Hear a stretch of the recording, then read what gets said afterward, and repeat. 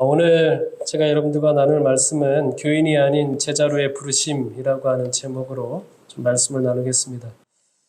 제가 이순신 장군을 존경하는데요. 이순신 장군의 그 승첩 가운데 가장 감동적인 승첩이 아닐까 생각이 듭니다. 명량해전을 앞두고 연설했던 장면을 좀 잠깐 보시도록 하겠습니다.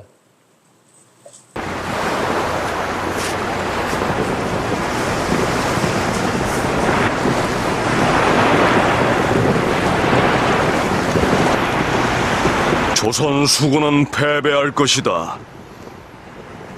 우리 모두는 전멸할 것이며, 그러므로 이곳 명량의 바다는 조선 수군의 무덤이 될 것이다.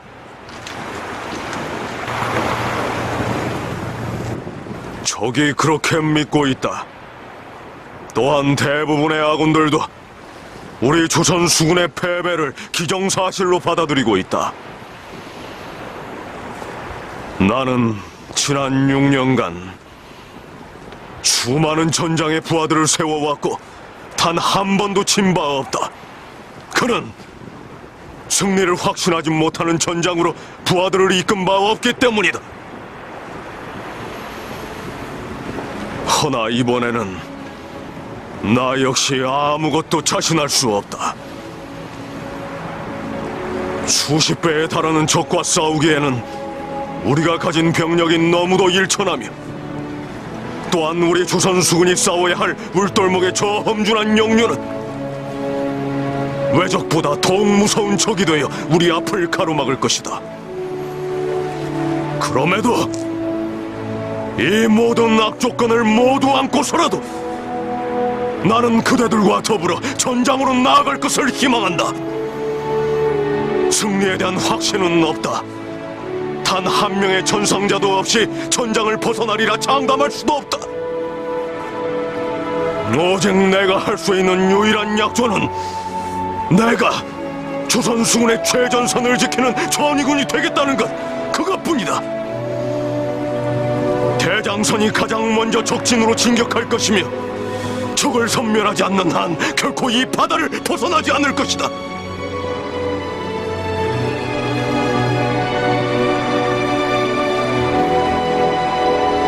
살고자 하면 죽을 것이요, 죽고자 하면 살 것이니, 목숨과 바꿔서라도 이 조국을 지키고 싶은 자, 나를 따르라!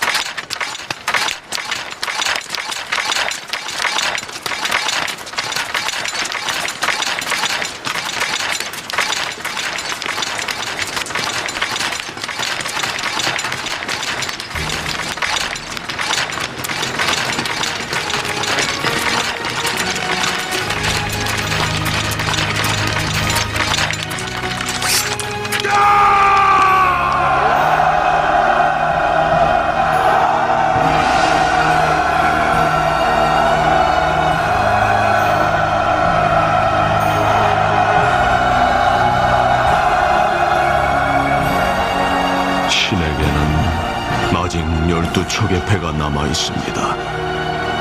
신의 몸이 살아있는 한 적은 감히 이 바다를 넘보지 못할 것이옵니다. 여러분, 우리 임진왜란을 생각을 해보면 그 문경세제를 버리고 조선의 모든 육군 병사들을 모아서 충주호에 배수진을 쳤다가 전멸한 그 군대가 필요하겠습니까? 아니면 12척의 수군으로 133척의 외적 함대를 물리친 이순신의 군대가 필요하겠습니까? 우리 그리스도인 선교 봉사에 보면 매우 유명한 말씀이죠. 나는 교회를 향하여 엄숙한 말을 한다. 현재 교회 농명책에 기록되어 있는 20명 중 한 사람도 지구 역사를 끝마칠 준비가 되어 있지 않다. 그래서 많은 사람들이 멸망의 길에 접어 들어갈 것에 대해서 매우 안타깝게 기록을 하고 있습니다. 자, 20명 중 한 명이 실수는 아닙니다. 그렇죠? 그냥 관용적인 표현이라고 할 수 있는데 우리 교인이 한 20여 명 됩니다. 그 생각을 해보면 이 중에 누가 준비되어 있을까요? 이 중에? 그래서 우리가 한번 생각해 보려고 합니다. 교인이 아닌 제자로의 부르심이다. 교인이라고 하는 말이 성경에 몇 번 나올까요? 교인이라는 말. 우리 개역 성경에는 딱 한 번 등장합니다. 딱 한 번 등장하는데 이 말은 마태복음 23장 15절에 바리새인들에게 화를 말씀하시면서 너희들이 교인 하나를 얻기 위하여 천지를 돌아다니다가 결국은 오히려 더 어디다 집어넣는다? 지옥에 더 집어넣는다라고 이렇게 이야기하고 있습니다. 근데 그 교인이라고 하는 말은 개종자라고 하는 뜻을 가지고 있습니다. 엄밀히 말하면 교인이라고 하는 말이 아니죠. 이 교인이라고 하는 말은 그래서 성경에 한 번도 언급이 되어 있지 않다고 해도 과언이 아닙니다. 자, 그러면 우리 여기에 있는 모든 성도님들, 양주중앙 교인입니까? 이 교인이면 말이죠. 교인이면 우리가 천국 시민이 아닐 가능성이 많을 수 있습니다. 왜냐하면 성경에 한 번도 등장하지 않는 사람들이에요. 성경에 등장하는 사람들은 어떤 사람들입니까? 제자라고 하는 단어가 많이 사용되고 있죠. 오늘 누가복음 5장 1절부터 10절에 있는 말씀을 가지고 함께 살펴보도록 하겠습니다. 본문.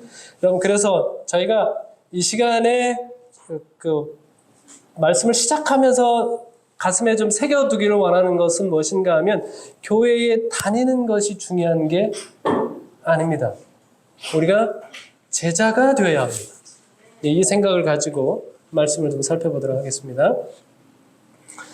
우리 말씀을 함께 읽도록 하겠습니다. 누가복음 5장 1절부터 10절에 있는 말씀입니다.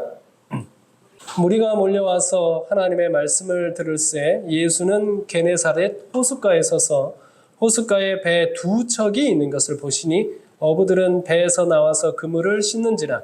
예수께서 한 배에 오르시니 그 배는 시몬의 배라. 육지에서 조금 떼기를 청하시고 앉으사 배에서 무리를 가르치시더니 말씀을 마치시고 시몬에게 이르시되 깊은 데로 가서 그물을 내려 고기를 잡으라. 시몬이 대답하여 이르되 선생님, 우리들이 밤이 새도록 수고하였을 때 잡은 것이 없지만은 말씀에 의지하여 내가 그물을 내리리이다 하고 그렇게 하니 고기를 잡은 것이 심히 많아 그물이 찢어지는지라. 이에 다른 배에 있는 동무들에게 손짓하여 와서 도와달라 하니 그들이 와서 두 배의 채움에 잠기게 되었더라. 시몬 베드로가 무릎 아래 엎드려 이르되 주여 나를 떠나소서 나는 죄인이로소이다 하니 이는 자기 및 자기와 함께 있는 모든 사람이 고기 잡힌 것으로 말미암아 놀라고 세베대의 아들로서 시몬의 동업자인 야고보와 요한도 놀랐습니다. 예수께서 시몬에게 이르시되 무서워하지 말라. 이제 후로는 내가 사람을 취하리라 하시니. 여러분, 이 장면 익히 아시는 장면이죠? 누구와 누구와의 만남이에요? 예수님과 제자 베드로의 만남입니다. 첫 번째 만남일까요? 예수님과 베드로의 첫 번째 만남일까요? 네, 첫 번째 만남은 아닙니다. 여러분 아시는 것처럼 예수님께서 침례를 받으신 다음에 얼마 후에 돌아왔을 때 요한이 뭐라고 이야기했습니까? 보라, 세상 죄를 지고 가는 하나님의 어린 양이로다 라고 했을 때 두 제자가 따르죠. 그 중에 한 제자가 안드레입니다. 안드레가 그 예수님과 1박 2일 캠프를 한 다음에 집으로 갔어요. 형제 베드로를 데리고 왔습니다. 그때 시몬이었죠, 이름이. 시몬 데리고 오니까 예수님께서 그에게 게바라고 하는 새로운 이름, 베드로라고 하는 이름을 주었죠. 그리고 이제 예수님과 함께 유대에서의 봉사, 예루살렘에서의 이제 봉사를 했었습니다. 자, 그랬던 베드로가 여기 보시면 다시 한번 예수님으로부터 부름을 받는 이야기가 등장하죠. 왜 이런 상황이 벌어졌을까요? 네. 자, 이 본문은 베드로의 실망과 관련이 있습니다. 아시는 것처럼 이 베드로는 이 장면이 있기 전에 가나에서 혼인잔치에서의 이적도 경험을 했습니다. 유대 지역으로 가서 성전도 정결하게 하시는 장면을 목격했습니다. 그리고 베데스다 연못가에서 38년 된 중풍병자도 고치시는 것을 목격을 했습니다. 얼마나 드라마틱한 경험이었을까요? 여러분이 만약 베드로와 같은 경험을 했더라면 여러분은 어떤 신앙인이 되어 있을 것 같습니까? 예수님 졸졸 따라다니는 사람 되지 않겠습니까? 이 예수님과 함께 내가 평생을 함께 동거동락 동생동사하리라, 우리가 그런 결심을 하고 있지 않겠습니까? 그런데 지금 베드로는 어떻게 되어 있어요? 예수님께 단단히 실망을 하고 다시 어부의 삶으로 돌아가 있는 장면을 우리가 볼 수 있는 거죠. 왜 그랬을까요? 왜 그랬을까요? 그런 드라마틱했던 이런 경험들이 오히려 베드로에게는 문제였던 것으로 보입니다. 왜 그런가 하면 이런 경험들을 하면 할수록 시몬이 예수님에 대하여 갖는 기대감은 어떻게 될까요? 점점 커지겠죠? 이분이 메시아일 것이다 라고 하면서 이분과 함께 세우는 나라에 대한 꿈을 굉장히 점점 더 크고 웅장하고 구체적으로 꾸기 시작을 한 것이죠. 그런데 예수님께서 이러한 놀라운 일을 행하면 행할수록 당시의 지도자들은 예수님에 대한 더 극심한 반대, 심지어는 살해 의도를 보게 되는 것이죠. 여기에다가 엎친 데 덮친 격으로 베드로의 이전 스승이었던 심내 요한이 투옥이 되었습니다. 생각하기에 이 요한과 예수님께서 힘을 합치면 어떻게 될 것 같아요? 무슨 일도 다 해낼 수 있을 것이라고 기대했는데 요한이 투옥이 되었습니다. 자, 그런데 이에 대해서 예수님의 태도는 어떤 것입니까? 나 몰라라 하는 것처럼 보이는 것이죠. 오히려 투옥이 되었는데 예수님은 더 멀리 갈릴리 지방으로 피하는 것처럼 보이는 것입니다. 시몬이 이 장면을 보면서 이거 예수님 따라다니다가는 누구처럼 될 것 같아요? 요한처럼 될 수도 있겠다라고 하는 생각이 들지 않겠습니까? 그러면 우리 가운데도 이런 비슷한 생각을 하게 될 겁니다. 예수님께서 우리에게 영생의 길을 가르쳐 주십니다. 그러나 우리에게 영생의 길을 가르쳐 주실 수는 있겠지만 내 인생은 뭐 할 수 없을지도 모른다? 내 인생은 책임질 수 없는 분이라고 하는 생각도 들어가는 것이죠. 내가 이분에게 내 전 생애를 맡겼다가는 이게 어떻게 될지도 모르는 것입니다. 그래서 그렇다면 좋은 그 거리를 두는 게 좋겠죠. 내가 매일 예수님을 지근거리에서 쫓아다닐 필요가 없이 누구처럼? 갈릴리 가버나움에 가면 그 예수님 말씀 설교 들으러 수많은 군중들이 모여들지 않습니까? 나도 그 군중의 한 사람처럼 내가 필요할 때 예수님 말씀 들으러 왔다가 나 충분히 들었으면 또 뭐하고? 내 할 일 하면서 내 생애를 살아가면서 살면 되지 않겠는가라고 하는 그런 생각을 하고 있는 것이죠. 그래서 이 누가는 참 재미있게 표현하고 있습니다. 이미 시몬과 안드레 그리고 요한과 야고보는 예수님의 제자였습니다. 초기 제자였습니다. 자, 그런데 누가복음 5장 2절에 보면 이들을 뭐라고 기록하고 있어요? 호숫가에 배 두 척이 있는 것을 보시니 어부들은 배에서 나와서 그물을 씻는다라고 표현하고 있습니다. 누가가 참 재밌지 않습니까? 이 사람들이 지금 제자예요, 어부예요? 좀 그 전까지 제자처럼 살았는데 지금은 뭐가 됐다는 얘기입니까? 실제로 어부가 되어버렸다라고 하는 이야기를 하고 있는 것이죠. 그래서 이 베드로가 얼마나 실망했는지를 누가는 잘 표현하고 있습니다. 자, 그런데 여기에 엎친 데 덮친 격인데요. 지금 이 시몬 베드로의 마음은 너무나 이 참담한 마음을 갖고 있는데 더 참담하게 만들었던 것은 무엇인가 하면 이제는 예수님을 매일같이 쫓아다녀서는 좀 힘들 수도 있겠다 생각을 하고선 어부로 돌아왔는데 예전에 내가 어부로서 성공적이었나요? 굉장히 성공적인 어부였습니다. 그것을 가지고 생업으로 살면서 얼마든지 생계를 유지할 수 있었으니까요. 자, 그런데 예수님을 쫓아다니다가 다시 예전에 잘하던 일로 돌아왔습니다. 근데 상황이 어떻게 돼버렸어요? 예수님 쫓아다니기 전에는 잘 되던 일인데 예수님을 쫓아다닌 이후에 다시 돌아와서 그 일을 해보니까 잘 됩니까? 안 됩니까? 잘 안 됩니다. 밤새도록 고기를 낚기 위해서 애를 썼는데 한 마리도 잡히지 않는 그런 상황이 되어버린 것이죠.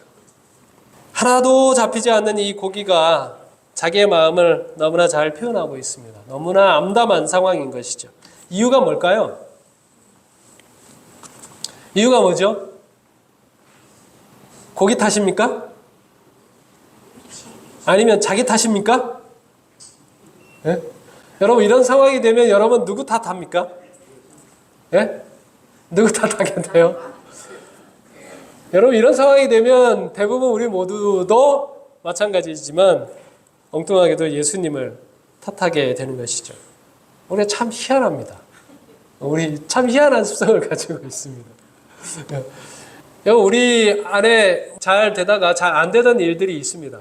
잘 안 되던 일이 있으면 제가 볼 때는 누가 늘 손해보는가 하면 예수님이 손해를 보는 경우가 얼마나 많은지 모릅니다. 내가 열심히 하던 일이 안 되면 나에게 어떤 잘못이 있는지 문제가 있는지 살펴봐야 되는데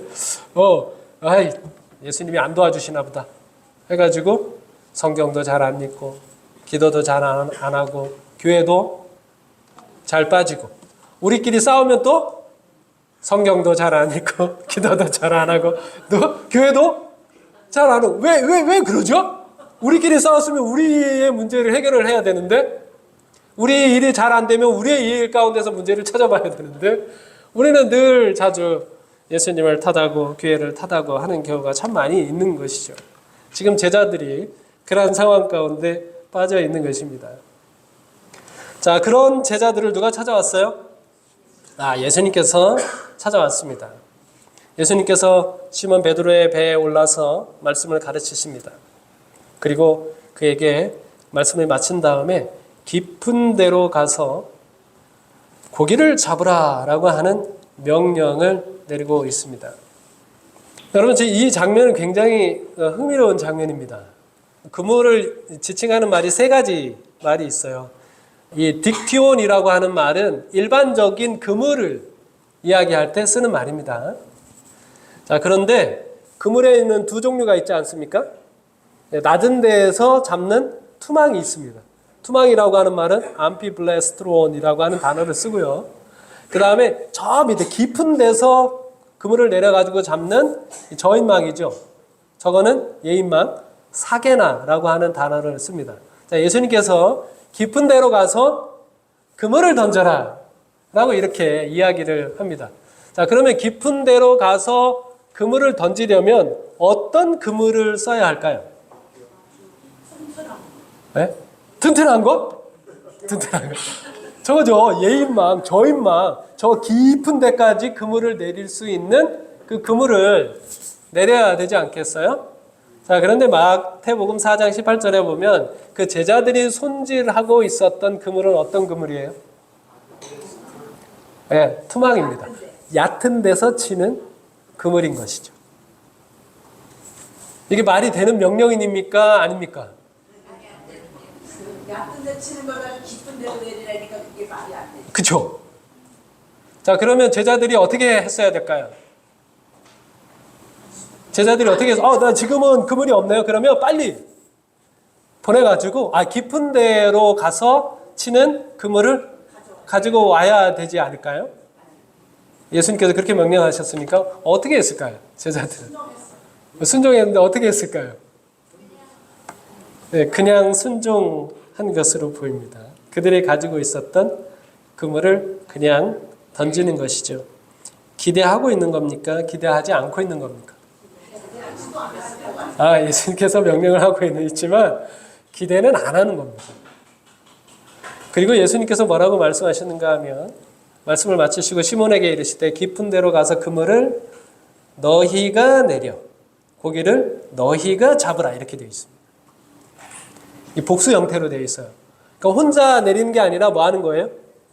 다른 제자들과 같이 그물을 내리라고 이야기하고 있습니다. 그러니까 예수님께서는 많이 잡을 것을 기대하시고 있는 거예요. 많이 잡을 것을 기대해서 같이 그물을 내려라 라고 이렇게 명령을 하고 있는데요. 이걸 알아듣습니까? 못 알아듣습니까? 못 알아듣죠. 못 알아들은 이제 베드로는 어떻게 하는가 하면 시몬이 대답하여 이르되 선생님 우리들이 밤이 새도록 수고하였으되 잡은 것이 없지만은 말씀에 의지하여 참 좋아요. 이 정도만 해도 좋은 겁니다. 말씀에 의지하여 뭐하리이다? 내가 그물을 내리리이다 라고 대답을 하고 있는 것입니다. 그래서 누구만 그물을 내려요? 자기만 그물을 내립니다. 자기만 어떤 그물? 깊은 데에다가 어떤 그물? 투망을 내려서 고기를 잡으려고 하고 있는 것이죠. 제자들이 이런 상황이었습니다. 그래서 이제 고기를 많이 잡은 모습을 이 베드로가 본 다음에 예수님 앞에 베드로가 무릎을 꿇으면서 뭐라고 이야기합니까? 주여 나를 떠나소서 나는 죄인이로소이다 라고 고백을 하고 있는 것입니다. 자기의 모습을 보고 있는 것이죠. 자기가 어떤 사람인지를 보고 있는 것입니다. 예수님의 말씀에 순종한다고 이야기는 하고 있지만 전적으로 순종하고 있나요? 전적으로 순종하고 있지 않습니다. 예수님의 말씀에 대한 기대감이 있나요? 예수님의 말씀에 대한 기대감도 없습니다.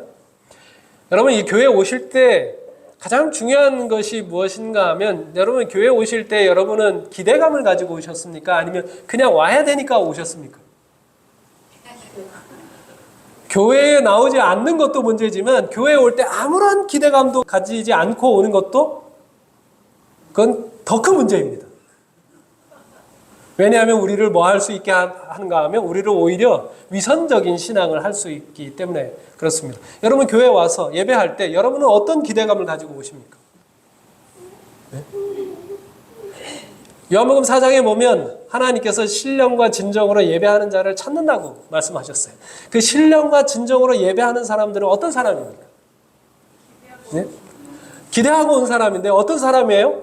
그 사람은 하나님께서 예수님께서 그에게 주시고자 하시는 축복, 예수님께서 그에게 주시고자 하시는 변화를 뭐 하는 것입니까? 그대로 받아들인 사람이죠. 그래서 우물가에 있었던 여인이 그 예배를 통해서 그의 전생애가 그 한 번의 예배를 통해서 일순간에 바뀌지 않습니까? 하나님께서 찾으시는 예배자는 그런 예배자입니다. 하나님께서 나에게 오늘 우리의 삶에서 나의 삶 속에서 어떤 것을 변화시키기를 원하시는 것인가 라고 하는 그런 기대감을 가지고 와서 그 기대감을 이 예배를 통해서 경험하는 그런 예배자를 찾고 있는 것이죠. 이 베드로는 그 예수님을 만나면서 예수님을 보게 됩니다. 그는 예수 안에서 만물을 지배하고 계시는 분을 보았다. 신성의 임재하심이 자신의 부정함을 드러내었다. 그의 선생에 대한 사랑, 자신의 불신에 대한 수치, 그리스도의 겸비에 대한 감사, 그러나 무엇보다도 무한히 순결하신 분 앞에서 자기는 깨끗이 못하다는 느낌 등이 그를 압도하였다. 그의 동료들이 그물 속에 든 고기를 거두어 드리는 동안 베드로는 구주의 발 아래 엎드려서 주여 나를 떠나소서 나는 죄인이로소이다 라고 부르짖었다. 그는 예수님 앞에 무엇을 보게 되었어요? 무엇을 보게 되었습니까? 무한히 순결하신 분 앞에 있는 부정한 자기 자신을 보게 된 것입니다. 자기는 예수님께서 뭔가 잘못이 있다고 생각을 해왔습니다. 그렇게 해서는 안 된다고 생각을 해왔습니다. 예수님은 좀 부족한 부분이 있다고 생각을 해왔습니다. 근데 오늘 이 예배, 이 순간에 발견한 예수님과 자신의 모습은 어떤 것이에요? 예수님은 하나의 부족함도 없고 하나의 흠도 없고 하나의 점도 없는 온전히 순결하고 완전하신 분이시고 자신은 뭐라는 것입니까? 자신은 부정하고 자신은 흠이 많고 자신은 수치스러운 죄인이라고 하는 사실을 발견하게 된 것입니다. 그래서 베드로는 처음에 예수님에 대해서 뭐라고 불렀는가 하면 선생님이라고 불렀습니다. 선생님이요, 내가 하루 종일 밤새도록 잡은 것이 없지만 말씀에 의지하여 그물을 내리리이다 라고 이야기하죠. 그러나 이제 드디어 예수님을 향하여 뭐라고 고백합니까? 주여 나를 떠나소서 나는 죄인으로서이다 라고 고백하는 것입니다. 시몬은 이제서야 예수님이 지금까지 자기에게 해주지 않으신 것 때문에 아파했었는데 이제서야 예수님을 위해서는 자기가 아무것도 하지 않았고 아무것도 할 수 없는 자신이라고 하는 사실을 보고 아파하기 시작한 것이죠. 이것이 우리가 예수님의 제자가 되기 위하여 걸어야 할 첫 번째 단계라고 할 수 있습니다. 여러분 생애의 빛 3장 회개의 장을 묵상하면 여러분 회개에 대해서 다시 깨닫는 것이 있습니다. 회개가 무엇입니까? 죄를 미워하고 그 죄에서 떠나는 것입니다. 맞습니까? 예, 그렇습니다. 그런데 우리가 어떻게 그 죄를 미워하고 그 죄에서 떠날 수 있을까요? 그 회개가 이루어져야 되는데 어떻게 해야 우리가 그 죄를 미워하고 그 죄에서 떠날 수 있습니까? 여러분 회개하려고 노력해 보셨잖아요. 죄가 밉습니까? 죄가 좋습니까? 저는 죄가 좋던데요. 그러면 내가 극복하고 싶은 죄가 있는데요. 극복하고 싶은 죄를 회개하려고 하면 그 죄를 미워해야 되는데요. 제가 솔직히 말씀을 드리면 그 죄를 완전히 버리고 싶지 않아요. 지금 당장은 이제 버리고 싶기는 한데 가끔 꺼내서 경험을 해보고 싶어요. 그럼 이제 게임이나 이렇게 중독이 되신 분들 가운데 이제 경험도 들어보시면 목회자들 가운데도 이제 이야기를 들어보면 청소년 시절에 얼마나 게임을 많이 했습니까? 그래서 게임에서 이제 이렇게 벗어나서 열심히 신실한 종이 되었는데 지금도 뭐 하고 싶어요? 가끔은 좀 꺼내서 해보고 싶어요. 해보고 싶어. 우리가 죄를 미워한다고 하는 것이요, 우리 스스로 하는 것이 가능합니까? 불가능합니까? 불가능한 일입니다. 그래서 이 회개에 대한 이야기를 한다면 5장에 가서 보면 하나님께 우리가 버려야 할 마음이 어떤 것인가라고 말씀하시면서 그냥 죄로 더러워진 그 마음 자체라고 이야기하고 있습니다. 그 마음 자체를 하나님께서 받기를 원하신다라고 말씀하고 있어요. 그러니까 우리가 어떻게 회개하는 것입니까? 네? 하나님, 제가 그 죄를 미워하게 해 주십시오 라고 하는 것은 아마 다음 단계인 것 같습니다. 첫 번째 계단은 뭐예요? 하나님, 제가 이 죄를 너무너무 좋아합니다. 하나님, 저는 이 죄를 버리고 싶지 않습니다. 이 죄로 더러워진 그 마음 그대로를 하나님 앞에 내려놓는 것이 바로 회개의 첫 계단이라고 할 수 있습니다. 지금 베드로가 그러한 자신의 모습을 예수님 앞에 고백하고 있는 것이죠. 난 정말 예수님을 위해 한 게 아무것도 없구나. 앞으로도 나는 할 수 없구나. 나는 예수님을 위해서 무언가 하고 싶지만 예수님께 이런 말씀밖에 드릴 수밖에 없는 것입니다. 주여 나를 떠나소서. 나는 죄인으로서이다. 나는 예수님에게 아무런 쓸모가 없는 사람입니다. 그런데 베드로가 어떻게 해요? 근데 이걸 누구 무릎 아래서 하는 겁니까? 예수님의 무릎 아래서 하는 겁니다. 예수님 나를 떠나소서라고 하면서 그 예수님의 발을 뭐하고 있는 거예요? 발을 붙잡고 있는 것이죠. 다른 사람이 훨씬 더 낫습니다. 그러나 예수님께서 나를 버리시고 떠나신다고 해도 아무런 드릴 말씀이 없지만 그래도 혹시라도 예수님께서 나를 쓸만한 구석이 있어서 허드렛 일이라도 시키신다면 내가 그 일을 성심을 다해서 받들겠습니다. 이런 마음으로 예수님 앞에 고백하고 있는 것이죠. 여러분 여기서부터 뭐가 시작이 되는가 하면 초대교회가 시작이 된 것입니다. 예수님의 위대한 사랑에 비춰본 나의 형편없는 예수님에 대한 사랑을 발견한 데서부터 초대교회가 시작이 된 것이죠. 그래서 누가는요, 이 사건 이전에는 베드로에 대해서 뭐라고 부르는가 하면 시몬이라고 부릅니다. 이 사건 이후에는 뭐라고 부를까요? 시몬 베드로라고 부릅니다. 이 사건 이전에는 뭐고요? 그냥 시몬. 이 사건 이후에는 시몬 베드로. 딱 한 번 시몬이라고 하는 이야기가 나옵니다. 그 얘기는 뭐냐면 예수님이 시몬아, 내가 기도해야 된다.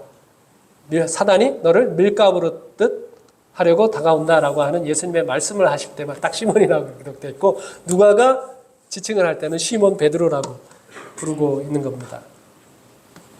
여러분 우리가 예수님의 제자가 되어야 합니다. 예수님의 제자가 된다고 하는 것은 여기 말씀하고 있는 것처럼 그냥 단순히 예수님을 따라다니는 그런 사람이 아니라 예수님으로 말미암아 온전히 변화되고자 하는 그런 마음을 가지고 있는 사람인 것이죠. 여기 시대의 소망에는 2배의 체험에 잠기게 되었더라라고 하는 말씀을 설명하면서 이때까지 제자 중에 아무도 동역자로서 예수와 온전히 연합한 자는 없었다고 기록하고 있습니다. 1년 가까운 시절을 제자들과 함께 지냈지만 이 제자들이 예수님과 온전히 동역을 했어요? 온전히 연합했어요? 그렇게 되지 못했다고 하는 사실입니다. 그리고 드디어 예수님께서 그들을 향하여 나를 따르라. 내가 너희를 사람을 낚는 사람을 취하는 어부가 되게 하리라 라고 말씀을 하십니다. 이런 사람들에 대한 기대를 이렇게 표현을 하고 있습니다. 그리스도를 가장 사랑하는 자는 가장 많은 선행을 행할 것이다.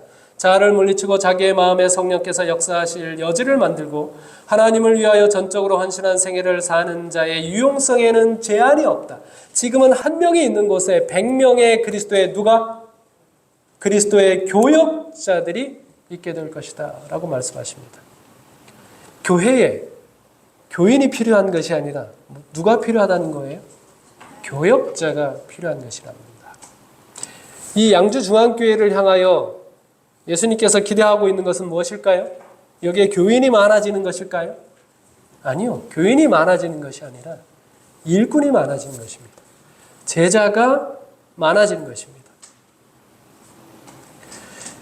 여기 그리스도인 선교봉사는 이어서 이렇게 이야기를 합니다. 61쪽에 가보면 교인들이 무화적이고 헌신적이며 유능한 하나님의 일꾼이 되도록 그들을 교육하는 것이 매우 중요한 일이며 그렇게 함으로써 교회가 결실함이 없는 죽은 상태를 면할 수 있는 것이다. 어떤 교회는 결실함이 없대요. 어떤 교회가 결실함이 없어요? 그런 교회는 교회가 아니죠. 결실함이 없는 교회니까. 그런 교회는 교회가 아닙니다. 교회가 아닌 교회는 어떤 교회예요? 무화적이고 헌신적이며 유능한 일꾼이 없는 교회입니다. 그래서 하나님께서 원하시는 교회는 어떤 교회라는 거예요? 이 교인들이 무화적이며 헌신적이며 유능한 하나님의 일꾼이 되는 것이라고 말씀하고 있는 거예요. 그런 일꾼이 필요하다는 것입니다. 20명 중에 하나도 라고 말씀하고 있는 것은 지금 하나님께서 어떤 성도들이 되기를 원하시는가 하면 무화적이면서 헌신적이며 유능한 그러한 성도들을 찾고 계시다라고 말씀하고 있는 것입니다. 다시 한번 부탁을 드립니다. 우리가 교회 오는 것이 다가 아니라는 것입니다. 우리가 어떤 사람? 무화적인 사람, 이타적인 사람, 다른 사람을 돌보고 살피는 사람, 내 것을 기꺼이 희생할 수 있는 사람, 다른 사람을 존중하고 다른 사람을 높이는 그런 사람이 필요하다라고 말씀하십니다. 그런 제자들로 가득 찬 교회를 하나님께서 원하시고 있다고 하는 말씀입니다.